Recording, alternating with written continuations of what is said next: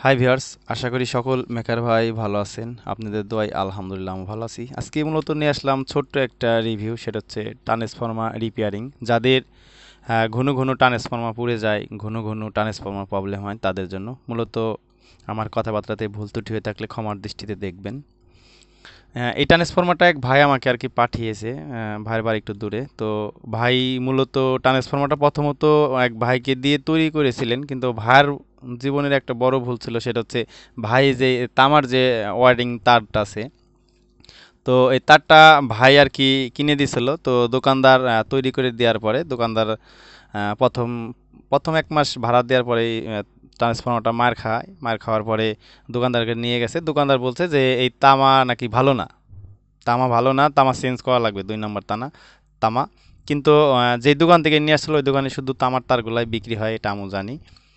তো পরে বলছে তামা আপনাকে চেঞ্জ করা লাগবে। তো পরে যাই হোক, উনি আর কি নতুন তামা করে দিছে। তো আবার মনে করেন যে 20 দিন না যাইতেই ট্রান্সফরমারটা মার খাইছে। আমরা যদি একটু কাছে নিয়ে এসে দেখতে যাই, দেখেন এখানে আসলে ফ্ল্যাশ করছে। ফ্ল্যাশ করেন আসলে এর যে ইটা দেখছেন, ওয়ারিংটা যে দেখছেন, তো এই ওয়ারিংটা আপনারা আসলে দেখেন।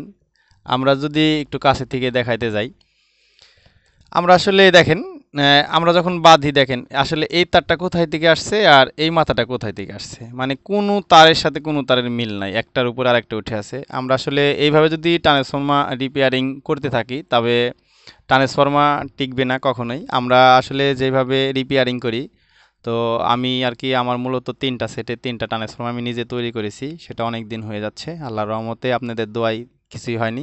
তো যাদের যাদের আসলে ট্রান্সফর্মার ঘন ঘন পুড়ে কাটে, আসলে একটা জিনিস আপনারা দেখেন, এখানে যদি খেয়াল করতে যান, এখানে কিন্তু কোনো লেয়ার দেওয়া নাই। এই নিচে একটা পেপার সেপারেটের জন্য, তারপরে দেখেন শুধু তারগুলা জড়াই গেছে, একটা পরে একটা পরে উঠে গেছে।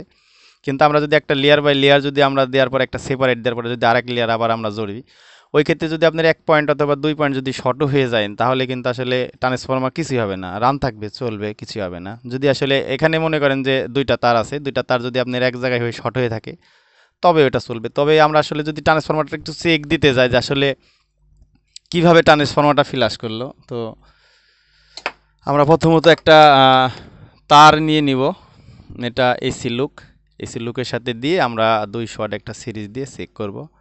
তো ভাই আর কি আমার ট্রান্সফরমার আমি এটাকে তৈরি করেছি, সেই ভিডিওগুলো দিয়েছিলাম। ভাই আর কি ভিডিও দেখে আর কি পাঠাইছে। আমার এক ভিউয়ার্স, আপনারা যারা আমাকে ভালোবাসেন, আমার ভিডিও দেখেন, তাদের মধ্যেই একজন। তা আমি বলছি ভাই পাঠাই দিন, আমি চেষ্টা করব ভালোভাবে আর কি তৈরি করে দেওয়ার, আমি যতটুকু পারি। তা আমরা যদি এখানে 2 শট সিরিজ আছে এই পাশে, আমরা যদি আসলে প্রথমত আমরা এখান থেকে একটা লুক খুলে নিব। এখান থেকে আমরা একটা লুক খুলে নিব। আমরা দেখতে পাচ্ছেন এখানে 2 শট সিরিজ করা আছে, এই সিরিজের লাইনের মধ্যে আমরা দিয়ে দিলাম। আমরা যদি আসলে এখানে টাচ করতে যাই, তবে আশা করি বুঝতে পারছেন সিরিজ লাইন জ্বলছে, আলো দেখে বুঝতে পারছেন। আমরা যদি এখন এই লুকে যদি ধরতে যাই, তবে দেখেন, আশা করি দেখতে পাচ্ছেন যে কি পরিমাণ এখানে ফ্ল্যাশ করছে। আশা করি দেখতে পাচ্ছেন ফ্ল্যাশটা কিন্তু আর নেই। এ দেখেন এখানে মনে করেন সিরিজ লাইনটা কি পরিমাণে ফ্ল্যাশ করছে দেখেন। আমি যদি এটাকে একটু ফাঁক করে দিই, দেখেন ট্রান্সফর্মারটা কিন্তু এখন রান আছে, ওকে। কিন্তু আমি যদি আসলে চাই এই ট্রান্সফর্মারটা, দেখেন আমি এখানে যখন একটা টেস্টার দিয়ে দিচ্ছি, তখন এর যে তামারের যে একটা নিকেলটা কিন্তু উঠে গেছে। এ দেখেন এখন কিন্তু আসলে সিরিজ লাইন জ্বলছে না, কিন্তু এটা যখন আমি একটু এদিকে সরাই দেব, তখন এটা আসলে আমরা যারা লোকাল বাংলা এমপ্লিফায়ার দিয়ে যারা আসলে ভাড়া মারি, তাদের ভ্যানে ভাঙা রাস্তা, ভালো রাস্তা, সব রাস্তাতেই দেয়া লাগে। মানুষ নিয়ে যায়, একটু অযত্নতেও নিয়ে যায়। তো ওই সময় আর কি এই সমস্যাগুলো হয়ে থাকে। তবে এখানে যদি আপনার লেয়ারটা আমরা দেখতে যাচ্ছি, এই লেয়ারটা যদি আমরা পাশাপাশি লেয়ার দিয়ে একটার পর একটা করে যদি লেয়ার দিতাম, তবে এখানে যদি 2টা পয়েন্ট শর্টও হয়ে যাইতো, তবে ওই 2টা পয়েন্ট শর্ট হয়ে গেলেও আমার মনে হয় না যে আহামরি কিছু হবে, ট্রান্সফর্মার ওইভাবে রান চলবে। আর আমরা মূলত এইভাবে ট্রান্সফর্মার তৈরি করি না। আমরা ট্রান্সফর্মার যদিও তৈরি করি, লেয়ার বাই লেয়ার আমরা দিতে থাকি, একটার পাশাপাশি, মানে সম্পূর্ণটা তার পুরাটা দেওয়ার পরে একটা সেপারেট দিই, সেপারেট দেওয়ার পরে ওইটার উপরে আবার আমরা আরেকটা লেয়ার জড়া শুরু করি। তবে দেখতে পেলেন এখানে দেখেন, এটা যদি আমি এখানে টেস্টার দিয়ে যদি ফাঁক করে দিই, তাহলে কিন্তু দেখেন ফায়ারটা অবশ্যই দেখতে পাচ্ছেন। তো যেই ভিউয়ার্স আমাকে ভালোবেসে আমার কাছে ট্রান্সফর্মার দিছে, আমি যদি মনে করি এখানে কিন্তু আমার খাটাখাটনি হবে না। এটাতে আর কি জাস্ট এখানে একটু ফাঁক করে দিয়ে একটু বার্নিশ দিয়ে একটু পেপার দিয়ে একটু সেপারেট করে দিলে কিন্তু ট্রান্সফরমারটা চলবে। কিন্তু এই ট্রান্সফরমারটা আসলে তো ভালো সার্ভিস পাবে না সেই ভাই, সরি। আর মূলত এই যে ট্রান্সফরমার যে ওয়ারিংয়ের তারটা আছে এটা প্রাইমারি মানে এসি লাইনে যেটা ওটা এটা আপনার 17 নাম্বার লুক দিয়ে আছে। আর এটার সেকেন্ডারি দিয়ে ছিল আপনার হচ্ছে 14 নাম্বার লুক। ভোল্টেজ ছিল ভাই বলছিল আর কি 44 না 45 ভোল্টের কথা বলছিল, তবে অ্যাম্পিয়ার অনেক বেশি, এই জন্য আর কি সেটটা ভালো, বেস কোয়ালিটি ভালো। আমি জিজ্ঞাসা করলাম, সাউন্ড কোয়ালিটিও ভালো।